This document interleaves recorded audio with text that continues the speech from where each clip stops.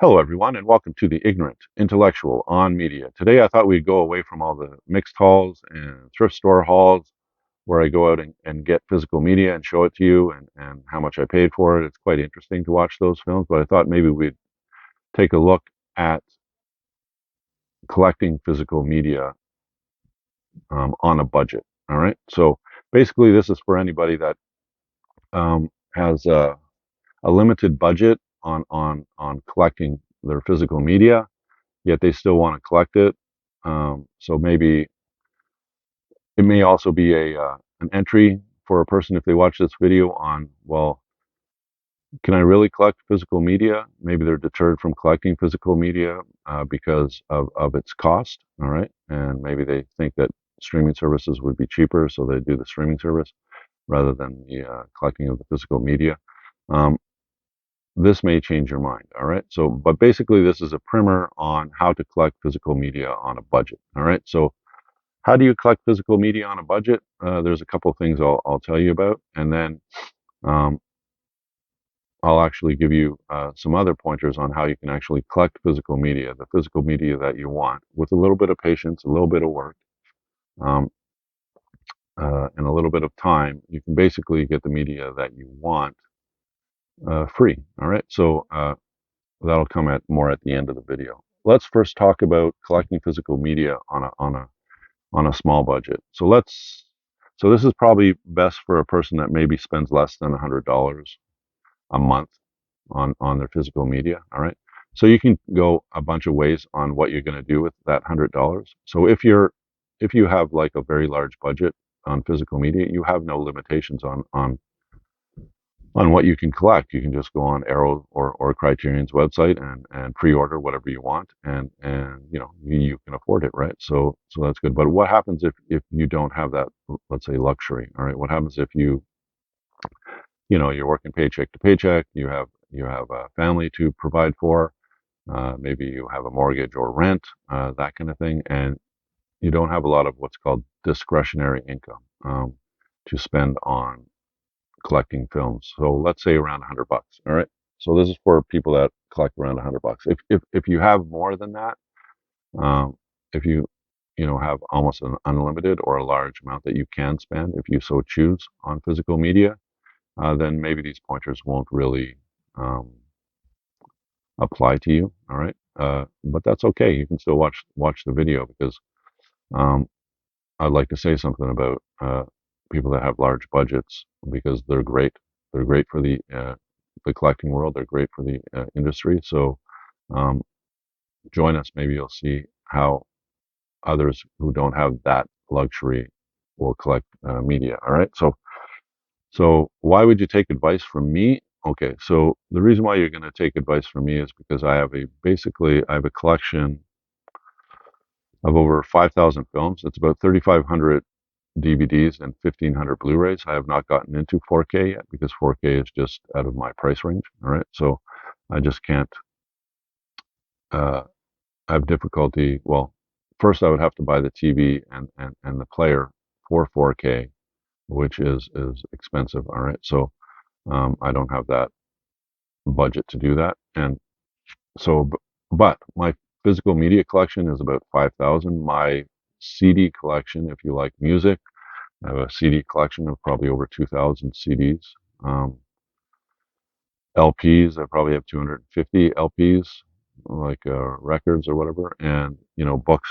I used to have over 5,000 books, but I kind of sold them off over time. And now my books are probably in the 500 range. All right. So I've kind of weaned down my book collection because it was, taking up way too much space. All right. So, but I have all that. And basically, I have all that for free. All right, and I'll show you how to do that. All right, but basically, let's start off this video by talking about, let's say you have a budget of around $100 a month. All right, to you know apply to your hobby, and your hobby just happens to be physical media. All right, so there's you can buy whatever you want with that $100. All right. You can go on to, let's say, Criterion's website and buy a Criterion new, and maybe after shipping or whatever, it might be $50 American, $50 American, or $45 American. If you're in the States, it would be more if you're in, like where I am in Canada. I know they sell through Barnes and Noble in the United States, and especially in Britain, and they do have a 50% off sale usually a lot once a year, and a lot of people take advantage of that when they're buying their Criterions. But usually, when you go to buy a Criterion, whether at Barnes and Noble or through their website, you're spending, well, on the website it's $31.96 for a Blu-ray and $23.96 for a DVD. Um, so it is costly if you only have $100 budget, right? And the same applies to Kino Lorber or like Arrow or any of the other boutique cinema films. You're spending more than $20, sometimes more than 30, um, more often than not more than 30 for one film. All right. So, but you can do that. You can if you have the patience to do it. You can get whatever film you want through this style of buying, but you're only going to be buying like two or three films a month. All right. And if you love films, like I love films, watching maybe two or three films a month um, isn't good enough. Okay. So if you're collecting physical media on a budget, the first thing, the number one rule of it is make DVD your friend. All right. So don't worry about whether you have a 4K of the film or whether you have a Blu-ray of the film. Make DVD your friend. All right. Um, I don't know about others, but I'm quite comfortable watching a DVD. I find the the clarity of it good enough for me to watch a film and enjoy it. All right. The only ones that I have a little bit more difficulty watching, but even those I will watch and quite enjoy are like animated films. They seem to, because it's such a visual experience, an animated film, you want it to be as clear as possible. So I would search for the Blu-rays rather than the DVDs for any animation that you like to collect, because I mean, to get a used Blu-ray player is probably the same cost as getting a used DVD player, and Blu-ray players will play DVDs, right? So I would suggest if you don't have a player yet, just buy a Blu-ray player because they're pretty much the same price, or and that way you have the option of watching a Blu-ray if you come across a Blu-ray, right? So, but basically, the number one rule right now, if you have no film at all and you have $100 budget or less, DVD should become your best friend. All right, and the reason why that is because they're very reasonably priced, and you will be able to afford to buy more than two or three of them in a given month. All right, and so you'll be able to watch more than two or three films a month.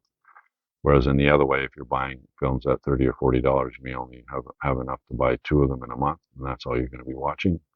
Um, I don't know. That may be okay for you, but not for me. I watch a lot more than, let's say, two films a month. All right, so make DVD your best friend is the first thing. If you have no films at all, you can amass a great DVD collection of the films that you like or the films that you haven't seen that you want to watch quite quickly at a reasonable price. You can, if you're looking, and this comes into rule number two, all right, you can, if you're looking,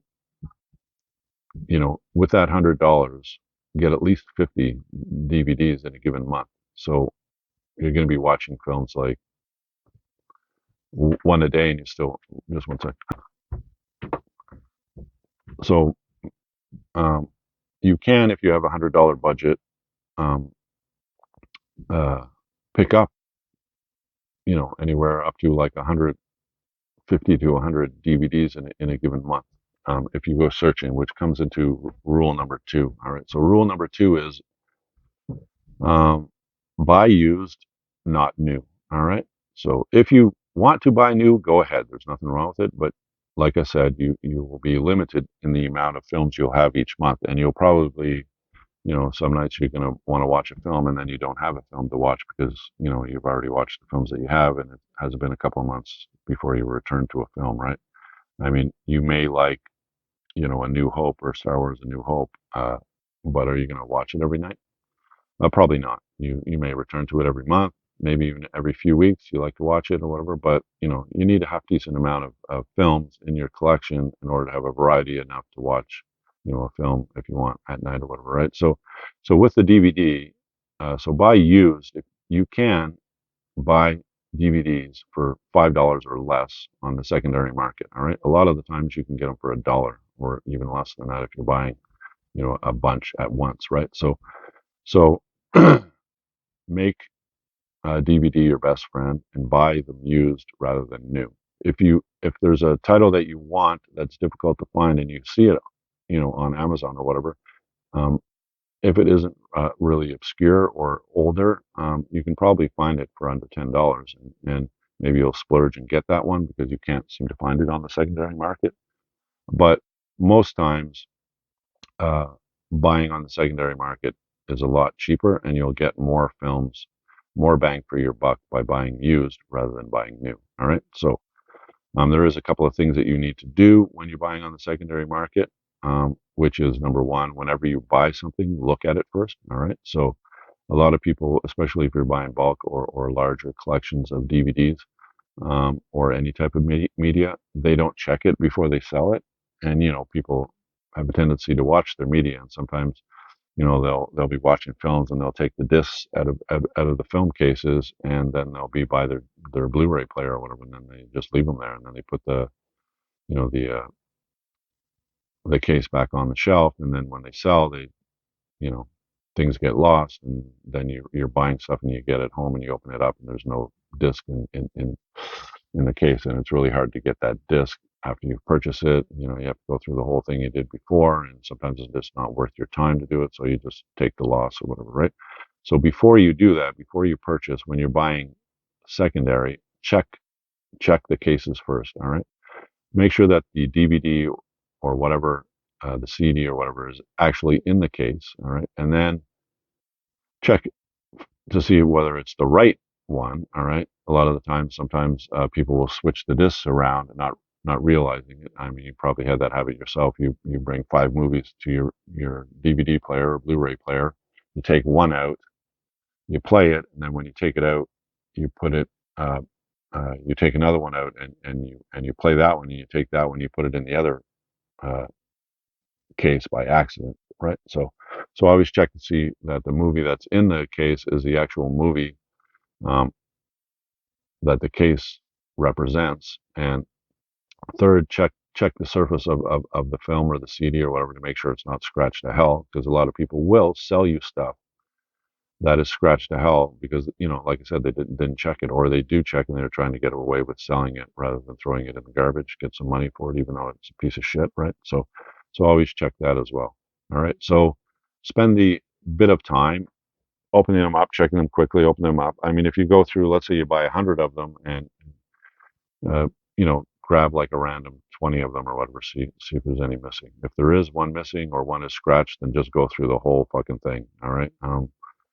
Because it means if one, maybe another one will be missing, right? It means the person didn't take care of their collection all that great, and maybe you should look at it before you actually purchase it, all right?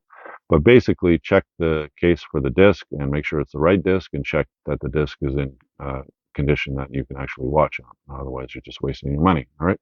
So number one is make DVD your friend. Number two is buy used, not new, all right? Now, where do you buy things used? If you're unfamiliar with that, there's basically two main areas where you can buy things used rather than new. Number one is online on things like, if you live in Canada, Kijiji, or its equivalent in the United States or the United Kingdom or wherever you are watching this video from. All right. Um, and Facebook Marketplace is another place exactly like that. All right. And there are other places. All right. But those are the two main ones that I will go buy stuff off of. And number two is you need to get a bit active with your hobby as well. So don't just sit in front of the computer looking for stuff to buy. Expand your search, because the more you expand your search, the more you are open to finding great deals. All right.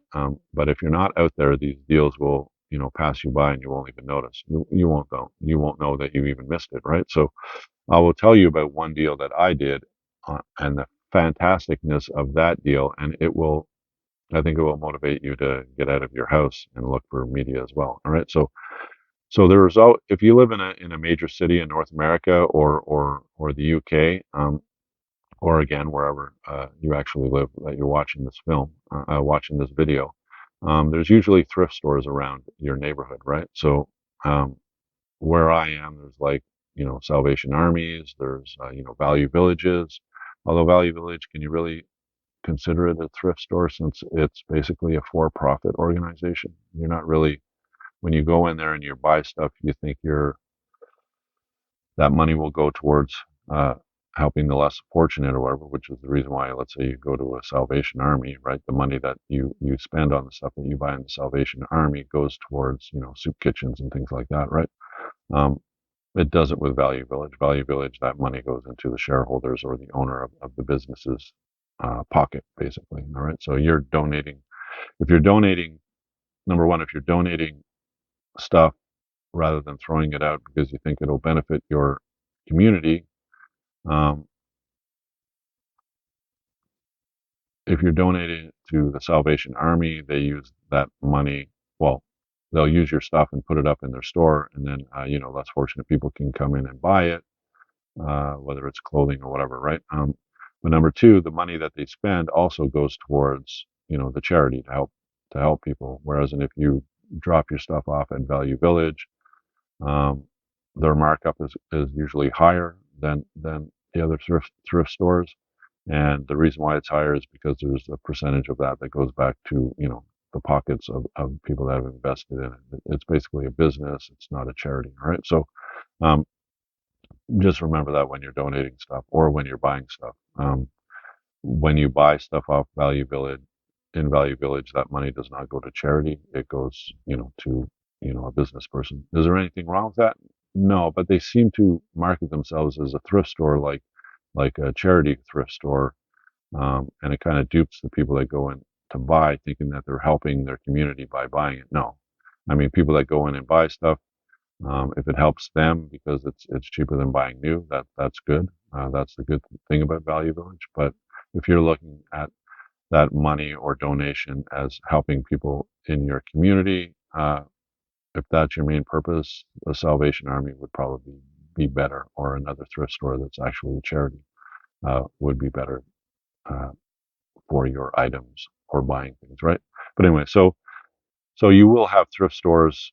My personal opinion, anyway. So you will have thrift stores around your area that you can go to buy stuff used. All right. So in my area, I can usually find a CD for $2 or less, a DVD for $3 or less, a Blu-ray for $5 or less, an LP for $5 or less. So that kind of thing. So when you go to the thrift stores, you can find things for a lot lower than if you were to buy it new, especially. And you can find the same thing. Sometimes you can even find better deals online on Facebook Marketplace. It's not too difficult to find DVDs for $1 or less. All right. Sometimes you'll have to buy a bunch of them all together, but um, a lot of people will sell their DVDs for $2 or $1 or less than $1 if they're selling 50 of them at once or whatever, right? They may sell 50 for like $30 or whatever, right? So so you can amass a collection of DVDs pretty quickly. But I'm thinking that maybe if you're a movie lover, if you're a cinephile, then you're going to want to, curate what's called curate your collection and only add titles to your collection that you'll actually watch and maybe even rewatch, right? So, um, because the biggest deterrent to physical media collecting is space. That's basically it. Everything else, the price and everything else you can. If you have a large budget, you can buy a lot of things new and get what you want quickly, order online or wherever you buy the things that you want. But if you're on a budget, you'll be doing a little bit more work, a little bit more legwork, going around, finding things and adding them to your collection. But that's half the fun of the hobby, right? So, um, but one thing that everybody will eventually come up against is space. All right. So you need to curate your collection as you're doing it. Don't just randomly buy. Oh, that guy has 100 DVDs for like $20. I'm going to go buy them, even though 99 of them I'm never going to watch or I don't have no interest in. Right? I'm just buying it to put shit on my shelf. Don't do.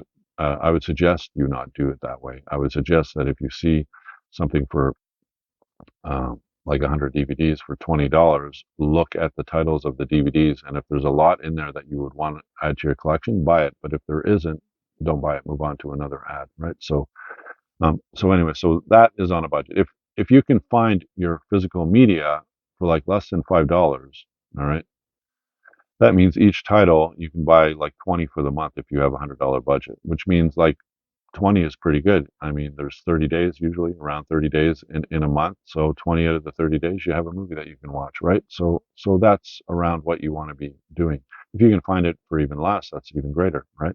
Maybe instead of finding them all for, let's say, so that you're getting 20 for 100, maybe you can get 30 or 40 for 100. Now you have 2 months worth of watching. Then you can take that extra money, put it in the bank, and then after doing that a few times, you have enough money. Maybe you can buy a new one, right? A new one that is difficult to find on the used market, but you really like that title and you want to buy it. So you end up buying a boutique cinema label version of that you've saved up to get it, right? So, um, but make DVD your friend. Buy used and not new. Go around to the thrift stores in your neighborhood, um, and online on things like Facebook Marketplace to look for things used. All right.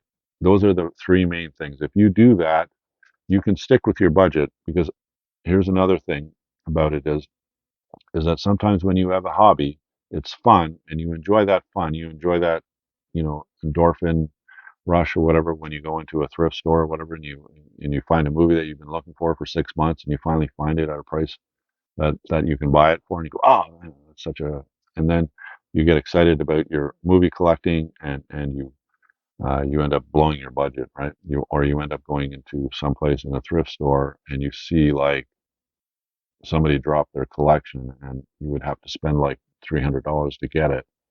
Um, I wouldn't do that. I mean, I may do it if it's like some stuff that's just so hard to find. And then what I would do is I would curtail my spending for the next 2 months to make up for it. All right. I may do that. Um, but you need to stick within your budget, because otherwise you're going to go into debt. And do not, I repeat, do not. All right. This is one of my most forthright suggestions. Do not go into debt because of your hobby, whether you're collecting comics, whether you're collecting baseball cards, football cards, whether you're collecting movies, whether you're collecting movie posters, whether you're collecting whatever else that people collect. Don't go into debt to do it. All right. Because what will happen is slowly it won't be enjoyable anymore. And that's the whole reason why you're doing it. This isn't work. This is fun. This is stuff to do, that improves your life. It makes your life better, right? If you're going into debt to do it, what you're doing is you're going to start worrying about the amount of money you're spending, and it's going to stress you out. And then you're going to look at your credit card bill and go, oh my God, how am I going to pay this back? And then you got to, stop eating 2 or 3 days in order to pay the credit card back. You know what I mean? It's just too much stress for something that is supposed to be enjoyable. So if you have a small budget of 50 or $100 a month, just stick to that budget, even though sometimes it's difficult to do. Stick to that budget. Or, all right, there's a second thing you can do, and this is what I mentioned at the beginning of the video. All right, and this is what I do. All right, I have a budget, a small budget for collecting. I'm not,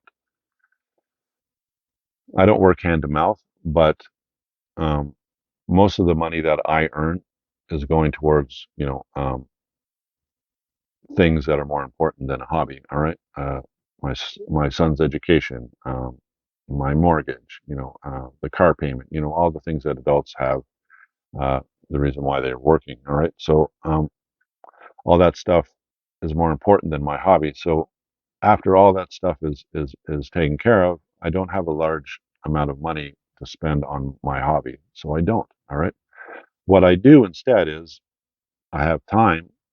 I don't mind a little bit of hard work.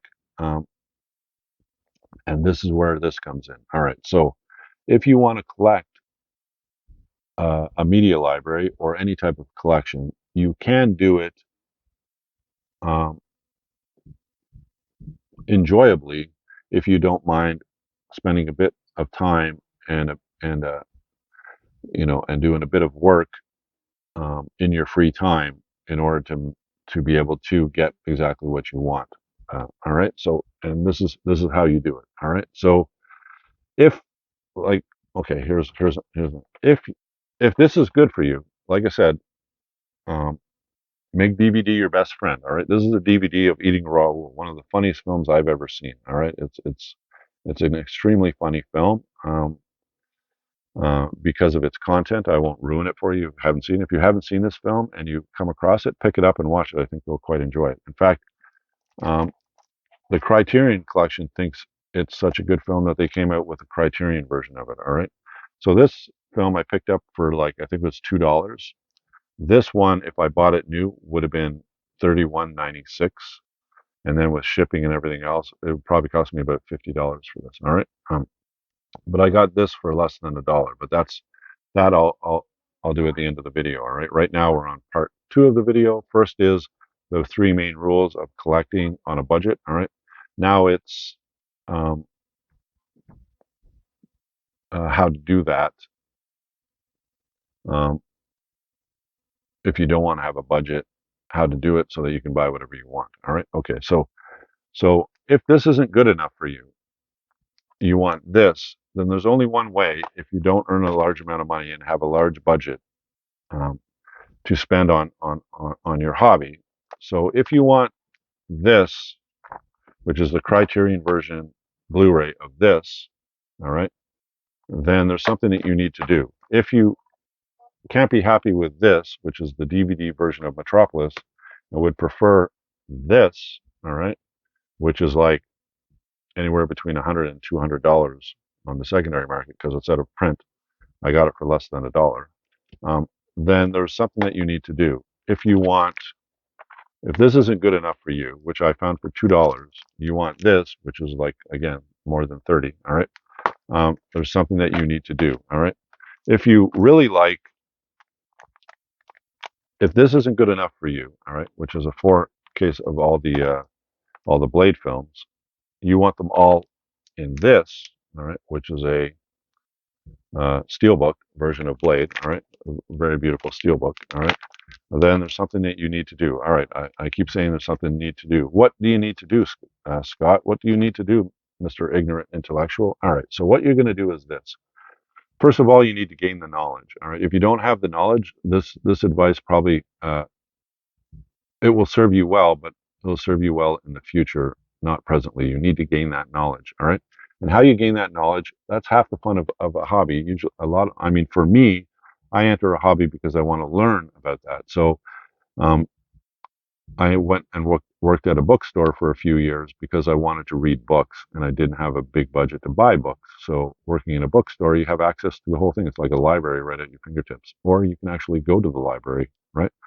Um, but what I would do is I amassed a very large library of books and I read as many as I wanted, right? So that's what I did when I was interested in books. When I was interested in sports cards, especially baseball cards, I started collecting baseball cards to learn more about baseball, the sport, and the history of it, and baseball cards as well. It's fun to collect those. So I did that as well. Uh, now I like movies, CDs, LPs, that kind of thing. So I'm into that now, and I'm learning all about that. All right. So it's a hobby, but it's fun to learn about it. And you can do it for free. Well, you'll have to spend some time and some labor. So it's not actually free, but monetarily wise, you can do it without spending any money. All right. And this is what you do. All right. So when you're going out, what you're going to do anyways to create your physical media library, you should be looking for things that you can resell. All right. So um, that takes a bit of experience. All right. Like myself working in a bookstore, I got an idea of what people like to read and what price they're willing to pay to read that. And the same thing for films and the same thing for music and all that. So I mean, I'm not a young man. I'm an older person and I've been collecting stuff for like, like 30, 40 years, whatever. Right. Um, so I have a pretty good idea of what is out there and what stuff around can sell for. All right. So when I'm in a thrift store, if I'm going searching to add things to my collection, all right, I'm also on the lookout for something that I can buy and then resell. All right. So um, let's say I go out and I find um,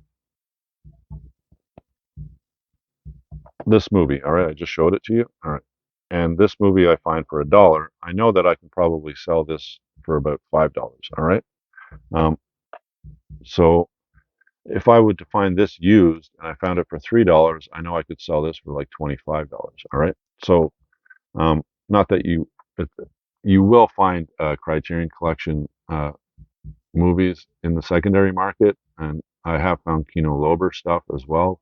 But the other stuff like Indicator or the Masters of Cinema by Eureka, that kind of thing, which is more European than North American, I don't find those uh, very often. All right, so and when they are, they're not in the thrift stores. They're usually in the the marketplace, like Facebook Marketplace, and people will not post that on Facebook Marketplace for $3, whereas you could find that in a thrift store for $3. But a person who's selling this knows how much they paid for it, and they're not going to get rid of it for $3 usually. All right, they'll put it up for 20 or 25. All right, so anyway, but when you go out and you're searching for things to add to your collection, search for things that um, are underpriced that you can sell reasonably quickly at a higher price. All right. A lot of people, well, I don't know how many people would think that is like, oh, you're going to rip people off. Uh, it's not ripping people off. It's basically, you're going to do the work in order to sell it, right? Um, you're just looking for something that's underpriced. All right. So if this is $3 at a thrift store and you buy it to resell it for 25, all right, you're not ripping somebody off for that. All right. What you're doing is basically selling it for what it's worth. All right. So maybe you'll sell it for 20 just to sell it quicker or whatever. Right. But a person will spend $20 on this because it's worth spending $20 on it. Because if they buy it new from the Criterion Collection, it's going to cost them double that. Right. So they will, if they find this online for 20, they're going to go, if they don't have the film and they want to watch it, they'll usually buy it for 20. All right. Um, $25. All right. So that's how much it's worth. All right. You can't actually buy something and then resell it for the price that you want to resell it. Right. There is a restriction to that. It has to be what somebody is willing to pay for it. And usually there's a, over time, you'll learn what those amounts are. So if you find a book in a thrift store for $2 or $3 and you can sell it for 10 because that's what people are paying for it, um, online or whatever is around $10 for it. They think it's worth $10. Then you finding it for 3 and then selling it for 10 isn't ripping anybody off. It's just making it available. You still have to do the work to sell it, right? So anyways, but this is what you're gonna and you shouldn't just restrict yourself to film. You should be looking for anything that you can resell um, because it's way underpriced. In fact, the more underpriced it is, the better it is because I mean, if you find a book, let's say for $5, and you can sell it for $8, it's only $3 that you're going to make for it, and that's where you start getting into the well, it takes some time to try to sell that. Is it worth $3 to sell it?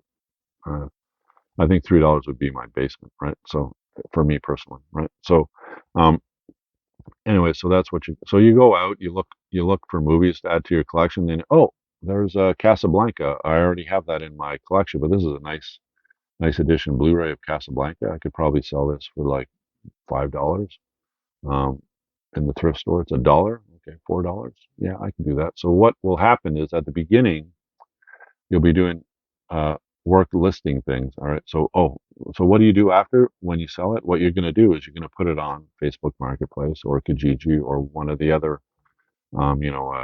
marketplace um, online. Maybe you'll go as far as putting it up on eBay, but there's complications with eBay. There's like, there's fees for listing stuff, and then I think they take a percentage after you sell it. So you end up having to put up the price higher in order to make the same amount. And sometimes when you put that price up higher, you put it out of a price range of most people, and then you end up having to keep it for 2 years until somebody comes along and finally thinks it's worth that price to buy, right? So you don't really want to do that because, like I said, if you're having limited space for your film library, what space will you have to have an inventory of stuff that you're selling? So you need to, I mean, you're going to blunder as you do this because you're going to buy something that you think will resell really easily and then it doesn't. All right. But then you'll remember that, right? And then as you do it, the better you, the better you get at it. All right. And what will happen is at the beginning, money will just kind of trickle in a bit, right? You may sell this, you may sell that, but you've spent a bunch of money on it and you have to wait to resell it. But what will happen is as you get into it, money will go out as you're buying things to resell and add to your collection, but more money will start coming in. All right. And what you do is you can budget so that the money that's coming in, which is more than the money that's going out, the difference between the two of them, you can take a section of that, put it away to continue buying things that you're going to resell, and the other section you can take it and spend it on new stuff if you want to buy new things. All right, so maybe you want the latest Friday the 13th 4K or something, and it's like $25-$30, and you're going, well, I only have like $100, and am I willing to spend a third of my budget to buy that one film? No, but I just sold 6 books, and I I spent $12 on them, and I got 60 for them. Well, I just made like 40, $48. Was that correct? The math?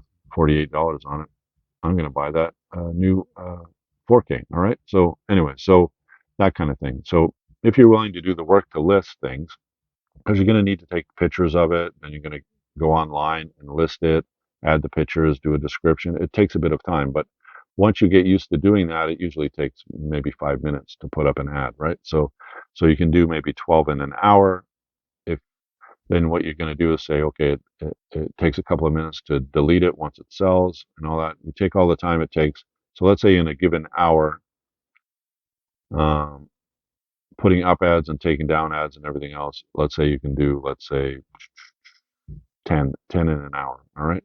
If you, if you, if $30 an hour is worth your time, all right, that means, uh, each one of your ads, you need to make $3 off of. All right. If that's not good, you want to make $50 an hour doing this, then you need to only get things that you can sell. When you sell them, you make $5 off of it, right? So you do be the judgment of what your tolerance level is of this. But basically what happens is once you get into it, once you start continually listing, you're spending time each week listing stuff, you're spending time going out collecting stuff for your hobby, but also getting other stuff to resell. Um, Once you get into the habit of doing that, more money will start flowing in. Well, the money that starts flowing in, you do your budget accordingly on how much money is flowing out. And you always keep it so that the money going out is less than the money coming in. You can add the $100 that you had the budget originally for if you wish, and add that $100 to it as well. But what I do is my library doesn't cost me anything. All right. I only spend the money that I have from selling stuff to add to my to go buy stuff to add to my collection. All right. So and then you have what's basically called a zero expense footprint. I guess you could call it that way. Basically the money coming in and the money going out doesn't cost you anything. It's just like I said, the time to post the ads and the work involved in posting ads, which is not a lot of work. All right. So that's basically um, most of this video. All right. So if you're collecting on a budget and you don't want to start reselling like I just showed you, and you just want to keep within your budget of $100, and make DVD your best friend. DVDs are great to watch. I mean, some people are snobby or whatever, I guess you could call snobby, or they just won't lower themselves to buy a DVD anymore. The lowest they'll go is maybe a Blu-ray because it's so much clearer, right? Yet, like have even half of the films that were released on Blu-ray, released on DVD, have they gone to Blu-ray yet? So why are you limiting yourself from watching some of the greatest films of all time that haven't been put out on Blu-ray, or they have been put out on Blu-ray and now they're sold out, and now you go on, let's say eBay or the secondary market, costs you $100 to get it, right? I mean, if you have that budget, fine, but most a lot of people don't, right? So So why restrict yourselves from DVD? So make DVD your best friend. Buy used, not new. All right, and make the hobby fun by going out to the thrift stores, going for the hunt. A lot of this is about the fun of finding a film that you know is worth a lot of money, and you just found it in a thrift store for like $2, right? I mean that out of print um, film that you see on eBay that you want, and it's like $45 or something used, and then you're in a thrift store and hey, there it is right there. I mean, those things don't happen. It's rare when they happen, but they will happen to you, and you'll be going, "Wow, awesome!" And you get that cool feeling, and it'll make you want to do it even more, right? So make it a hobby, make it fun, and go out rather than just go online on the marketplaces online. Go out to your thrift stores or garage sales or church sales or anything that's going on in your neighborhood that involves, media. Pick the things up that you want to keep, and pick other things up that you know that you can sell uh, for for a higher cost, and use the difference between that to fund your hobby. All right, and if you don't want to do that, stick to your $100 a month, and um, with $100 a month, you can amass a very large, perfectly reasonable, awesome library. Even with Blu-rays, if you're looking on the secondary market, because I have found many of the 1,500 Blu-rays that I have in my collection, uh, I didn't spend any more than like $4 for any of them. Maybe like every once in a while, I might have found something for six that's difficult to find or whatever. Maybe I've spent 10, but no, like 99% of all the Blu-rays I have in my collection, I've spent less than $5 on. All right, so the latest one, like I said, here's a Blu-ray of Blade. All right, in a I found this for $3. Here's Carrie. I found this for $3. All right, so and just today,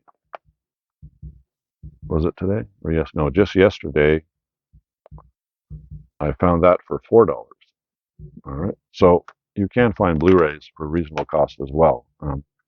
But like I said, make DVD your friend, buy used and not new. If Blu-rays are a little bit more expensive, but you can find them for under $5, that means you can still find 20 Blu-rays as well with your $100 in a month.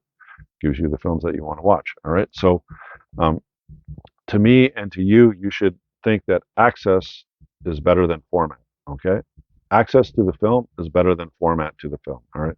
So stick within your budget. Do not go into debt. And remember that access is more important than um, uh, what did I just say? It just popped out of my head. All right. So, meaning that you're not relying on a streaming service to provide you with content because there's content that you want to watch that the streaming service doesn't have.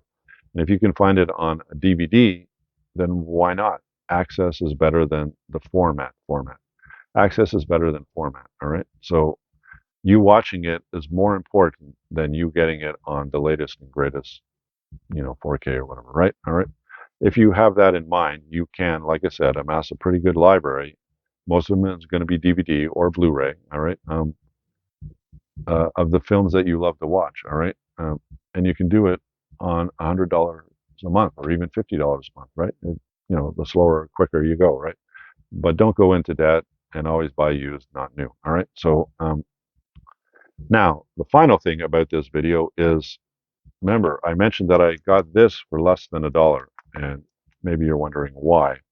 And this is the thing that you're going to look for, all right? And this is the thing that can motivate you to go out and look to make your hobby fun, all right? You're not going to stay at home. You're going to go out, all right? So going back, maybe it's probably about 6 months, 8 months ago, whatever December was. It's now, what is it? It's almost the end of October, 2022. So in December of last year, at the end of December after Christmas, I found an ad on Facebook Marketplace, and it had a half size, you have a full, 6 to 8 feet shelf or a bookcase or whatever. This guy was advertising a half size bookcase of movies that he was selling for $40. And so I looked at the titles, and there must have been maybe 70 or 80 80 titles on that shelf or that bookcase or whatever, and more than half of them were Criterion Collection, uh, um, and a lot of them Blu-ray. All right, so I looked at it and said $40 for that. That's a ridiculously low price. All right, so I text the guy and I went over to his place and I went into his house. And inside his house, in the living room, he had that one half shelf, half bookcase of films, but he also had, I don't know how many boxes, just full of movies. All right. Like, I don't know. It was between 1,500 and 2,000 movies. All right. Um, he had in boxes in the living room of the house. Um, and so I started looking through some of the. He said this was just a teaser ad to get somebody over here because I have a lot more of them to sell than just this small bookshelf. I have like thousands of films that I'm trying to get rid of. And he said he would sell it all to me for $800. And I went, $800? Okay, let me look. Let me look through a couple of the boxes. And all the boxes are basically boutique cinema labeled titles. All right. Um, Arrow, BFI, Indicator, um, Kino Lorber, Criterions, like all of them. And all of it was classic cinema from the 1920s up to about the 1960s, some 1970s, some 1980s, but mostly like the sweet spot was between the 20s and the 60s. All right. And this guy was a lover of film. All right. And um, with an emphasis on film noir and classic sci-fi and classic, uh, horror movies and all that, everything. He had everything. It was ridiculous what he had. All right. He had like 400 criterions. I figured that out after I, unboxed everything. Anyways, it took me 2 or 3 trips in my SUV, filling up the passenger seat, the back seat, and the trunk area full of boxes from his place to my place to get all of that library. Now, I said I don't have $800. I'm always negotiating. Okay, it's always good to negotiate. I never really mentioned that in the video, but you can, if somebody offers you 5, you can ask for 4, and maybe they'll say yes. And you can save money that way. Maybe it'll give you the ability to buy an extra few movies a month if you're on $100 budget. Right. So if you see a film that somebody's selling for $3, ask him if he'll sell it for $2. Right. And if he will, then you save the dollar to buy another movie. Right. So I mean, unless the ad that you're looking at, or less, like with the thrift stores, you can't really negotiate. But online, unless the ad says, price is firm, you can always ask to get a lower price. Right. So it doesn't mean you'll get it, but at least you asked. Right. Anyway, um, so he was asking 800 for it, which is a friggin' bargain. But at that time, I only had like $600 in my savings account. All right. And I said, well, I don't have 800. And like I said, I don't go into debt. All right. Um, I have 600, and this is from selling stuff. All right. Building up, money to buy things, to resell usually. Right. So in my bank account, I had like $600 in savings. Well, actually, just a bit less. I think it was $550. Um, so I called up my wife and said, "Do you mind if I take 50 out of our, personal savings, um, and I'll pay it back straight away. The first $50 that I earn on selling anything, I'll just put it back in the savings." And she said, "Okay." So I said, "Okay, I don't have 800, but I have 600. Are you willing to do it for 600?" And he was. Okay. So by the time I got it all home, it took me from the end of December to like the end of March, mid-April, somewhere around there, to get through all the boxes, catalog everything, protect everything, and put it on shelves in my library. Right, I had to go out and find a whole bunch more shelves. These are the shelves that I use. These are like the IKEA shelves, the media the media units. Right, ended up finding a lot of those online for like 15, 10, $15 each. Right, so I think I got like 50 of them. Anyway, so it basically doubled my collection, that one purchase, for $600. Now this was in that purchase. All right, this was in that purchase. This was in that purchase.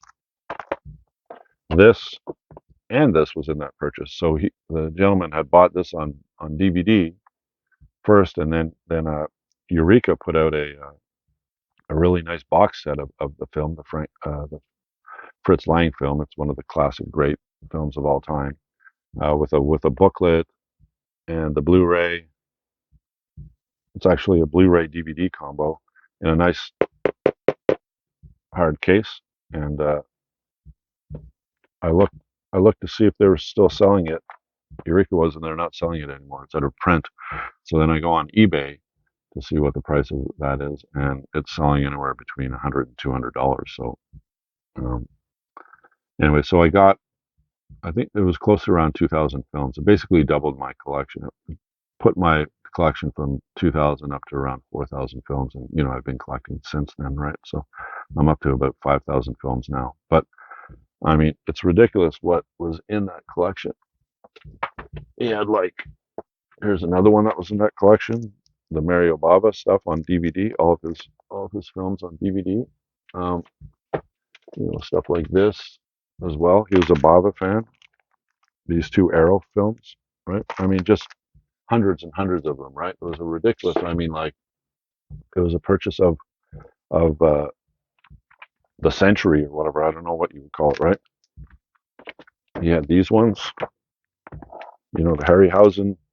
Remember these films?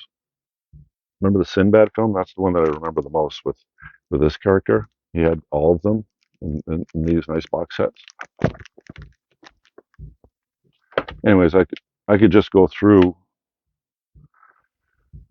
Sorry about that. I was talking at a camera. I could just go through all of it. It would take me hours probably to go through all. I know it took me months to go through each box, pull it out. But the thing about it is um, he didn't protect any of it. That's the issue. So some of this stuff came out damaged from the box. So always protect your media. I did a video on protecting your media. You can look back in my channel to find it and watch it.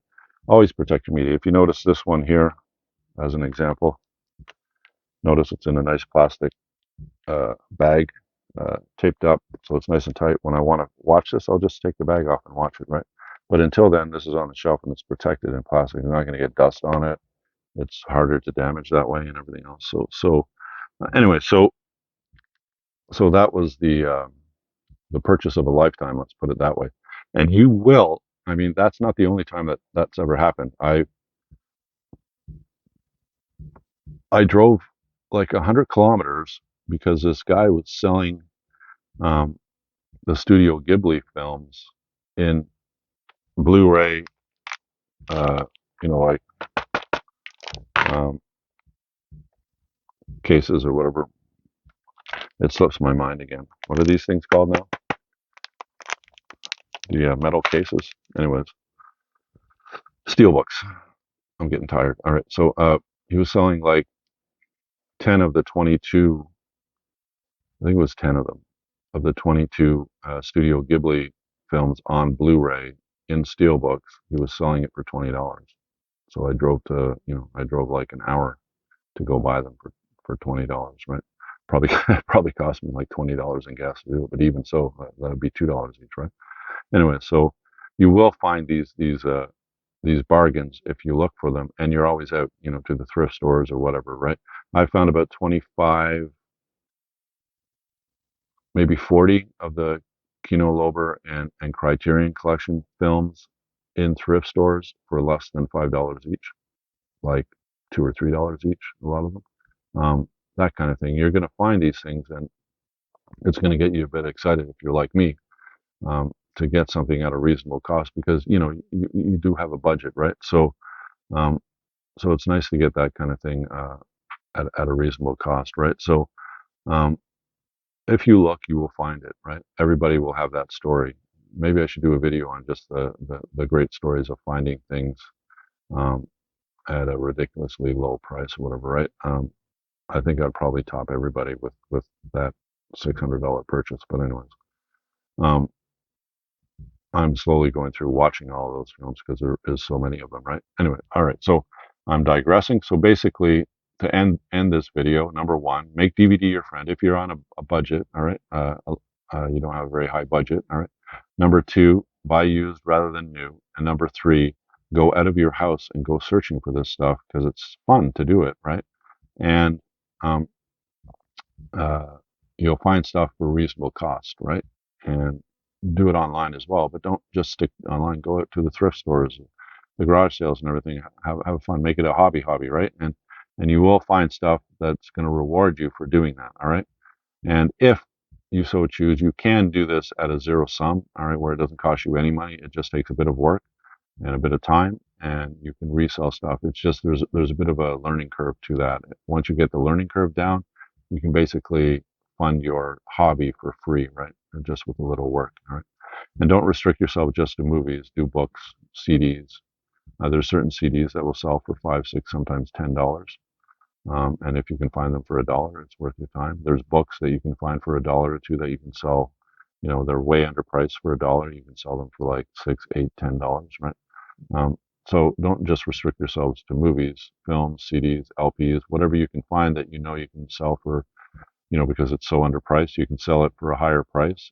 Then you can use that money to fund your hobby, right? So, but if you have no interest in that and you have around $100 a month, then DVD is your best friend. Buy used, not new. Go around to the thrift stores in your neighborhood to find stuff, and you will amass a really good collection. All right.